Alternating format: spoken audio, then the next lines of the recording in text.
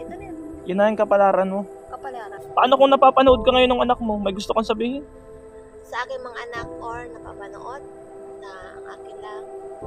Sorry sa lahat na hindi ako nakapagbigay ng pag-care sa inyo ngayon. And 4 years na ako nawala. Na OFW ako. And then ngayon, focus kayo. Lagi ko sinasabi sa mga anak ko na huwag niyo nga kalimutan manalangin sa taas.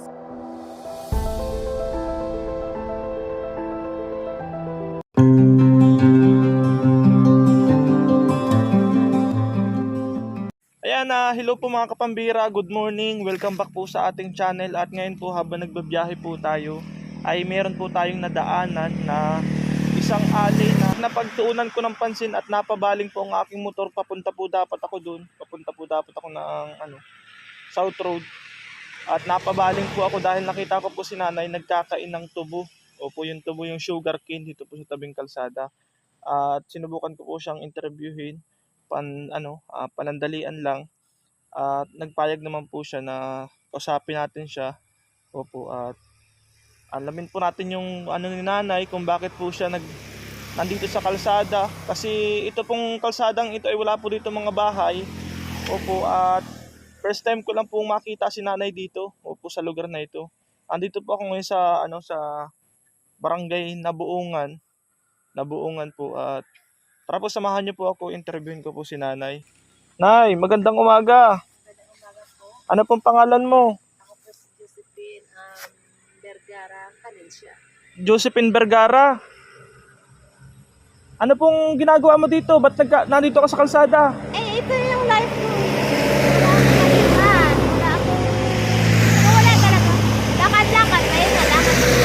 Ito yung buhay ko. Baga natanggap ko na ito na yun. Yun na yung kapalaran mo. Kapalaran. Ano yan, Nay? Almasalan mo yan o tanghalian? Secret. Ang Panginoon Secret. ang nakakaalam. Sino baga ang Panginoon mo? Siyempre, ang Panginoon si Kristo. Ah. At lumikha sa akin ng langit at lupa. Taga saan ka po, nanay? Kasi parang bago lang kita nakita dito. Ako'y taga Cebu. Nakapangasa ako from Cebu. Oh. Ang aking address, lumaki ako ng Catanduanes. Tapos may magulang ako ng Quezon Province ng Tayabas. Opo. So ako'y galing ng Tayabas. Sabi ng papa ko, hindi nga ako nung pwede. Gawa ng pumalit. Hindi talaga kami tanggap ng stepmother namin. Kumbaga namatay ang ina ko is 28 years old. Then ako'y mga bata pa siguro, mga 2 years old. Parang nag-English ka na yan? Nakapag-aral ka? Nakapag-aral? Second year lang. Second year. College? High school. High school. Tapos, ano pong nangyari? Ganon, nag-OFW ako. So, OFW ka? Nag-OFW Saan pong bansa? Kuwait. Tapos, napunta ako. Last ko na FW sa Riyadh, sa Saudi. Nag-Saudi ka din? Oo. Naitrace niyo, matitrace niyo sa OSC ko. Nandun siya. Nandun ako. Tapos, ano pong nangyari? Bakit ngayon nandito ka? Ewan ko, hindi ko alam. Wala na yung pera, wala na. Parang Wala ka ng kaibigan? Wala ka ng kamag-anak? May kaibigan ako, may kamag-anak. May mga pautang ako, mga nasa Ilan libo? 80. 80,000? Oo, ganon. Hindi mo na nasisingil? Hindi. Hindi ko nasisingil kasi nandito na ako. Ano na magagawa ko? Meron ka pang magagawa? Hindi ko naman nasisingil kasi tanggap ko naman na ganito na yung life ko. Ilang araw ka na naglalakad? Ako natutulog. Ako, pumunta ng Maynila. Oh. Nakapunta ko ng Maynila, pinag-uwi ako sa Quezon Province. Pero talaga pagtataka, napupunta ko sa ibang lugar.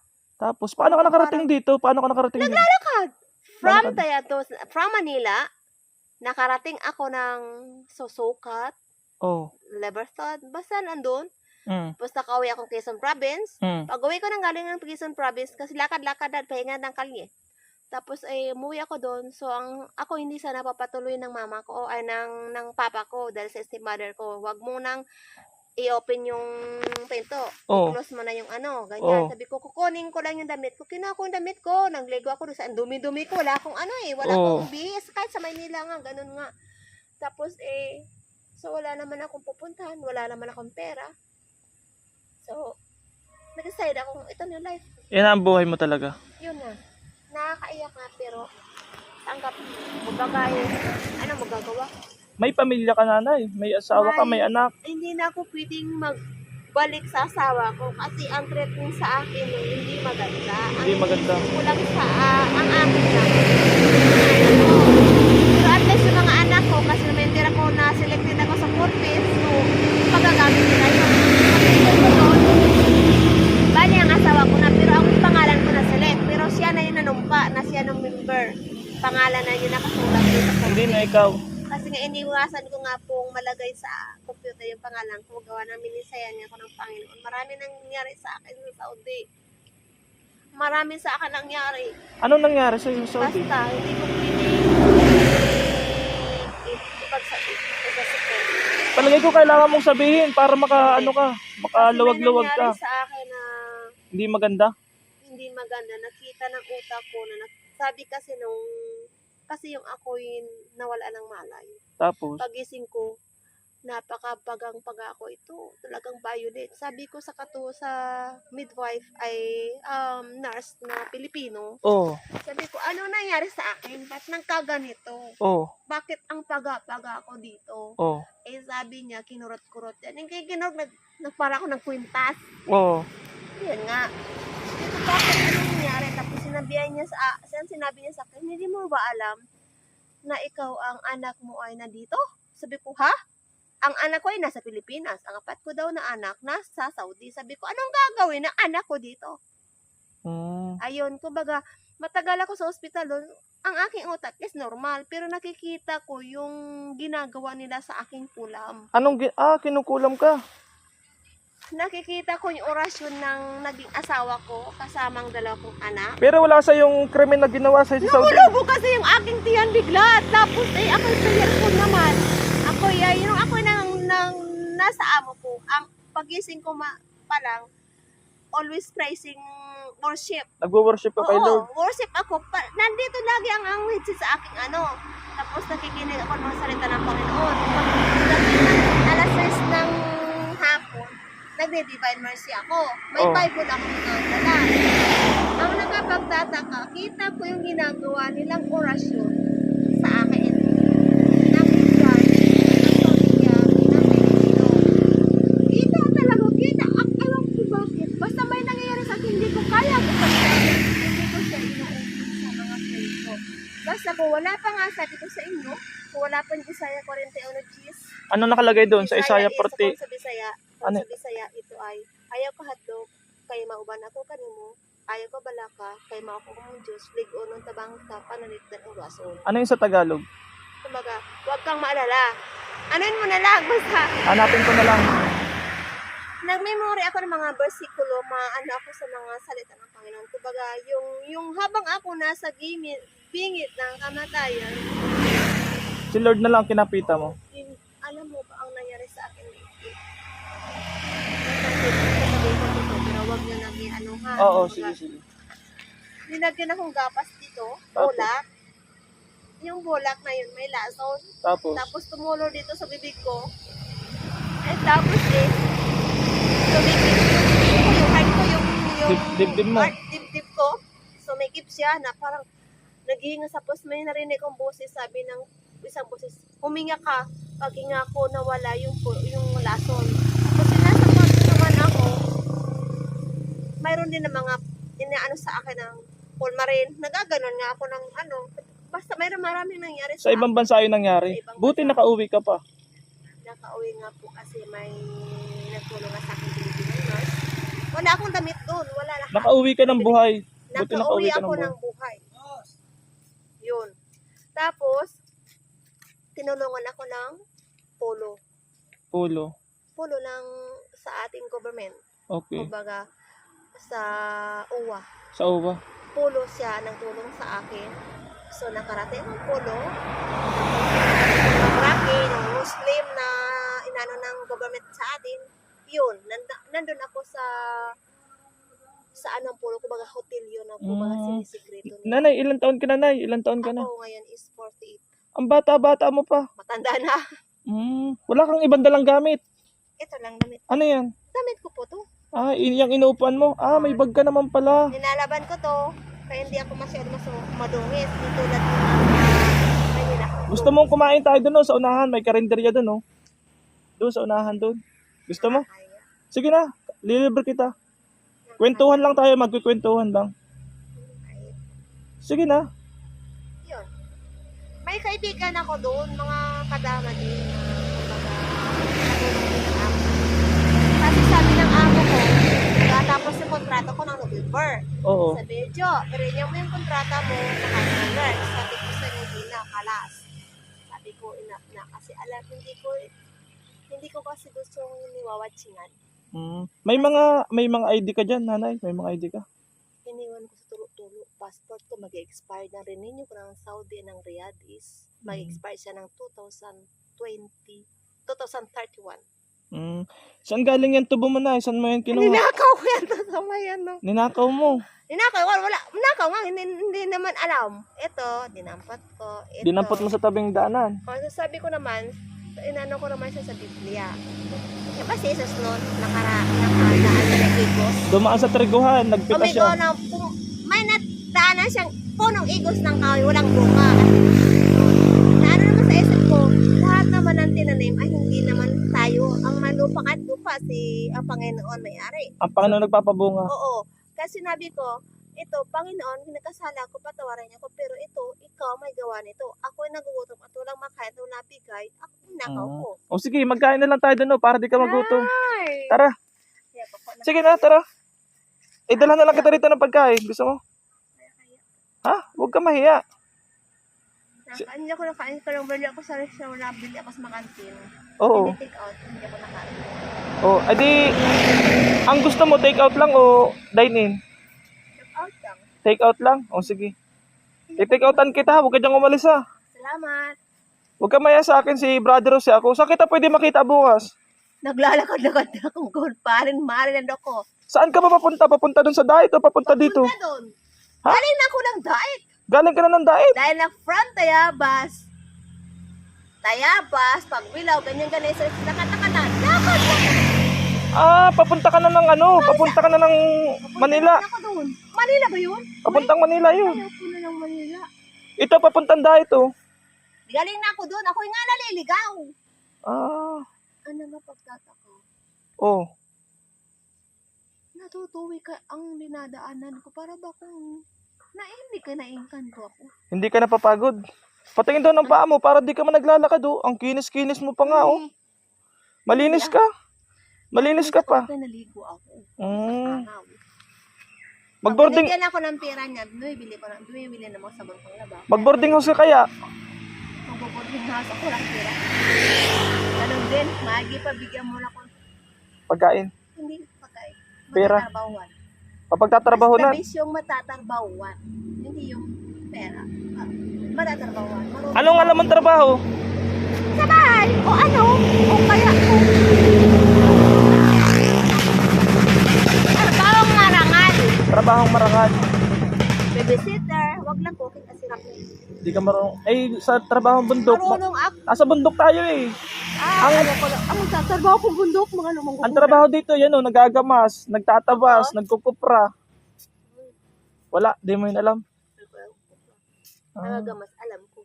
Magtinda, gusto mo? Ang pinda. Saka natulog kagabi.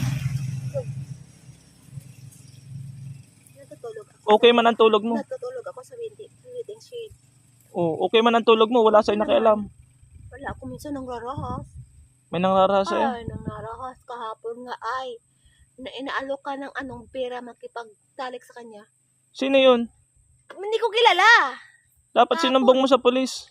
Sabi ko, isusumbong kita sa polis. Bastos ka.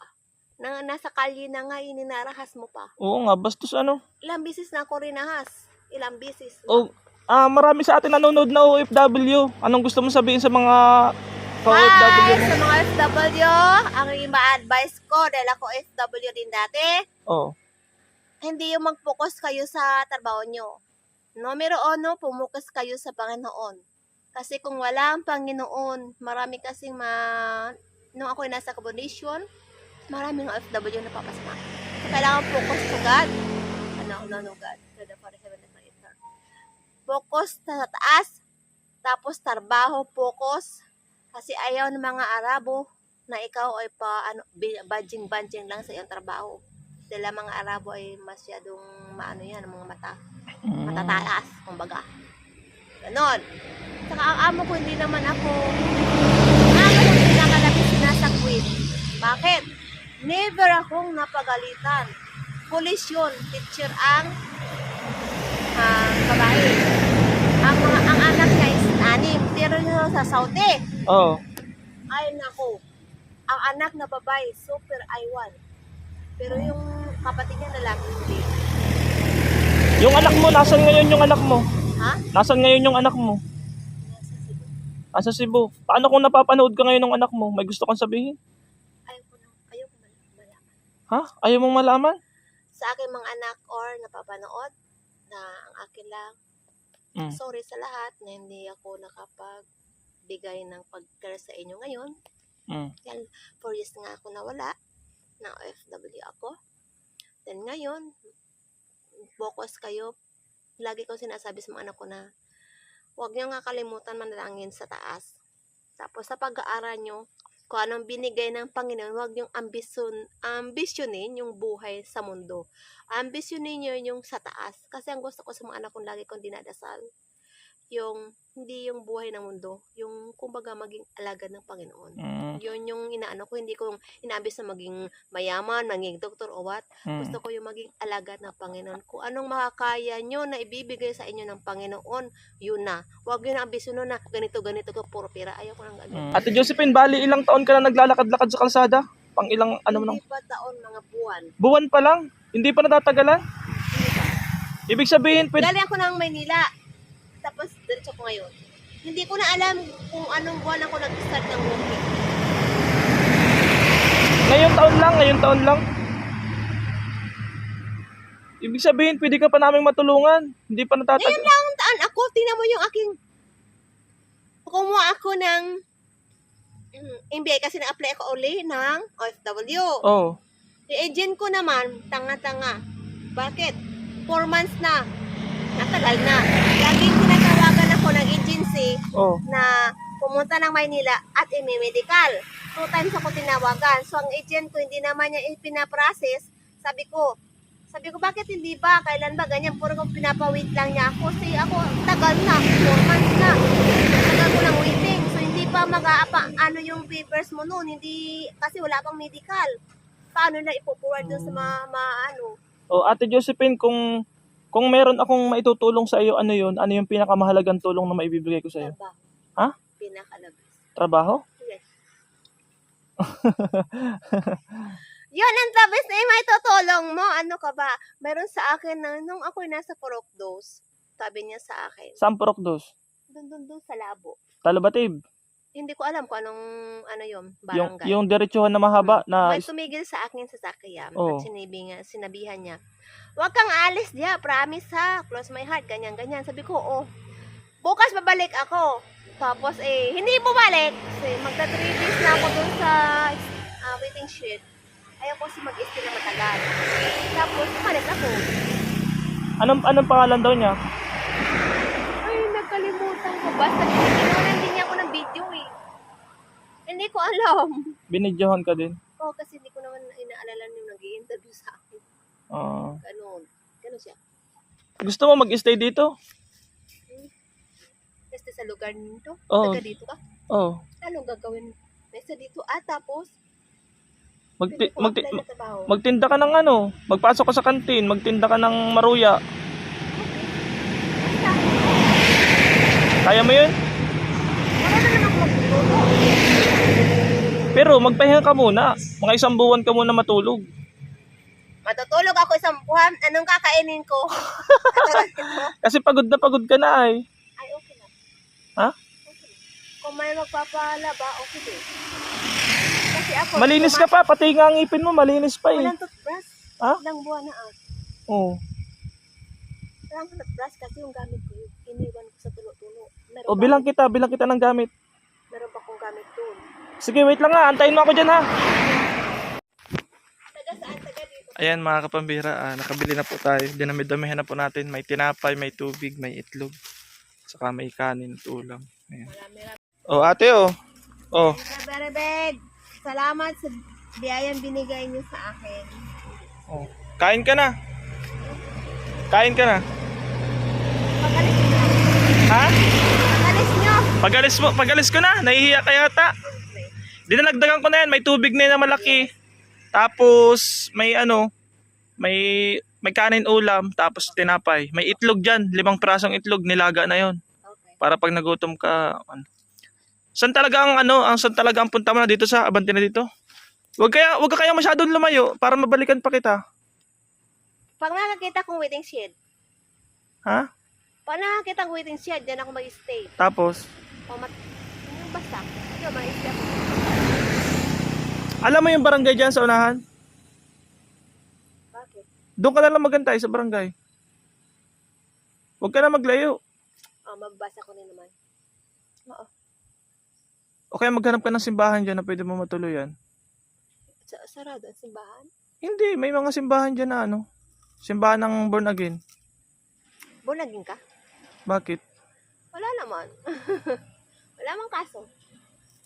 Ako, Katoliko. O maghanap ka ng simbahan ng Katoliko dyan. Sarado ng Katoliko simbahan. Masagara kita ko. Yan.